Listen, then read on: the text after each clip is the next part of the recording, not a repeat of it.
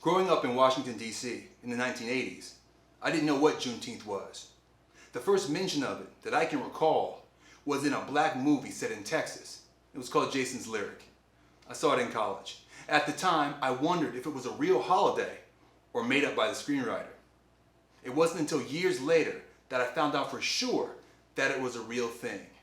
It is and has an interesting origin that I'd like to share with you today. Before I go any further, a quick note.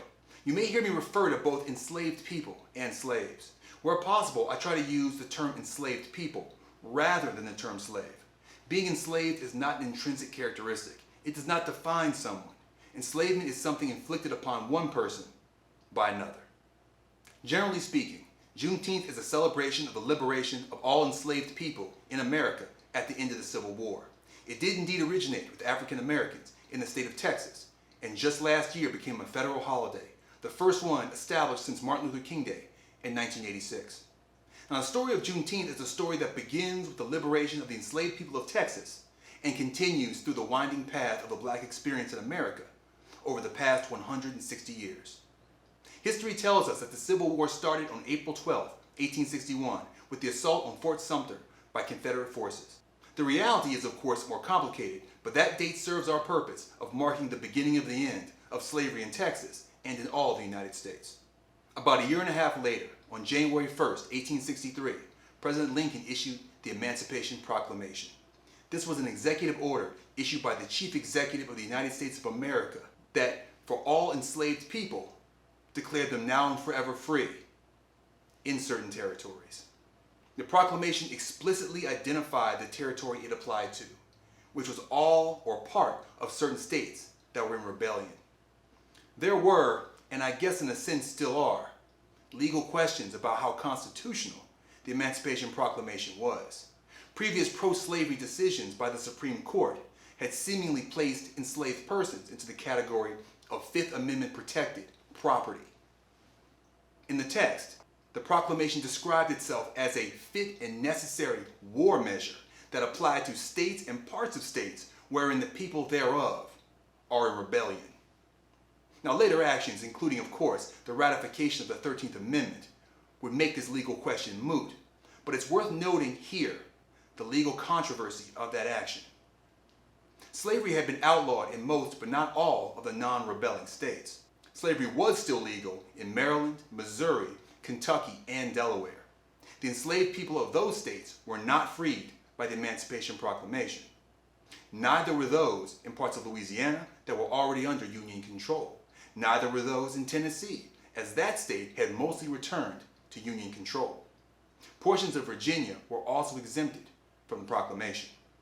As a result, there was a small but not insignificant number of slaves that were only legally freed by separate state action or by the ratification of the 13th Amendment in December of 1965, as was the case with the enslaved people of Delaware and Kentucky. The proclamation freed tens of thousands of enslaved people immediately, as the Union occupied portions of 9 of the 10 Confederate states to which the proclamation applied. The one state with no significant Union presence at the time was Texas. Word of the proclamation spread and gave hope to the enslaved that escaping to freedom was much more possible than it had previously been, with the fugitive slave laws that forced the northern authorities to return escapees to their so-called owners in the South. Now, all an escapee had to do was reach the approaching Union front lines, and they became immediately free. Thus, the liberation of enslaved Americans was conducted primarily by the United States military as they moved through the South as directed by the Emancipation Proclamation. One of the results of this mass emancipation was a growing number of former slave refugees. General William Sherman issued Special Order No. 15 on January 16, 1865, in order to address the issue of tens of thousands of such refugees. You might be familiar with Special Field Order No. 15, as it was the origin of the concept of 40 acres and a mule. Though mules weren't actually mentioned in it, they often were provided with the land. General Sherman seized land in South Carolina, Georgia, and Florida and ordered 40-acre or less parcels be doled out to the refugees for them to start new lives.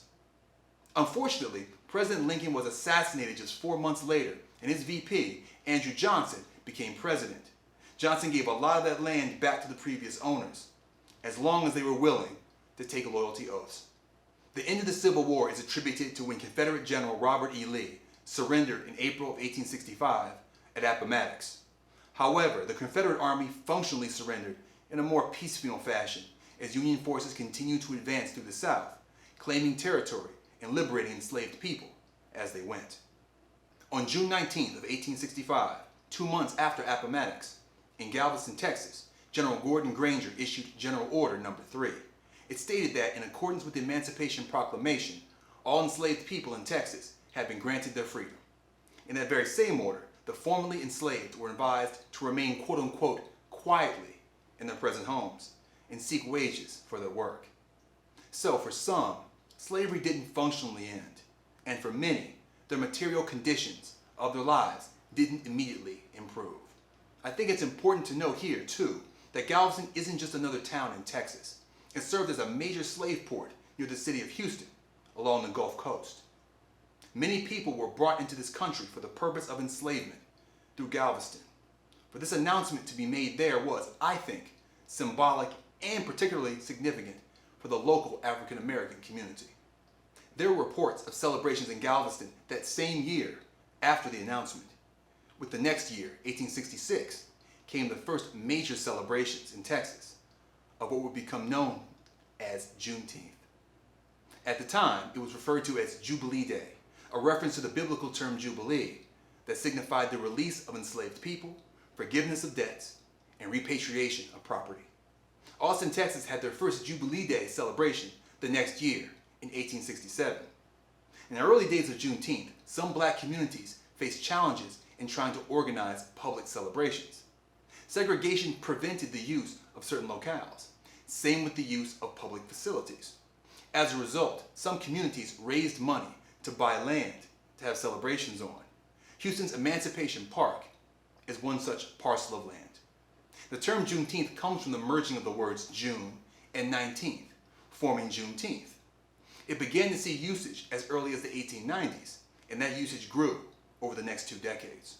The early decades of the 20th century saw the rise of Jim Crow and the start of what would be known as the Great Migration, or the Great Northward Migration, as millions of black people migrated to the north over several decades, due at least in part to the decline of the southern agricultural economy.